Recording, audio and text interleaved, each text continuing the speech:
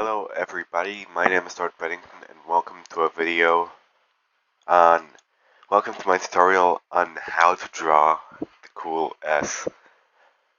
We're going to start off with drawing a line, another line, a third line, then we go down here and we do the same thing, 1, 2, 3.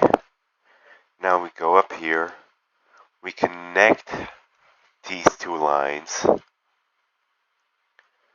Then we take this line and bring it one over, and we do the same here. And now we just connect this to this, and this to this, and there you go. A cool S. I can also do it in fast here.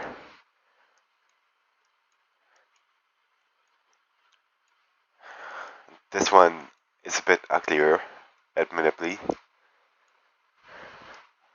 but still a cool S. And one last time, before I go, 1, 2, 3, connect, connect. This one is actually even uglier, which I didn't even know was possible, but here we are, and there you go. Yeah, like, subscribe, if you enjoyed, leave a comment, and goodbye.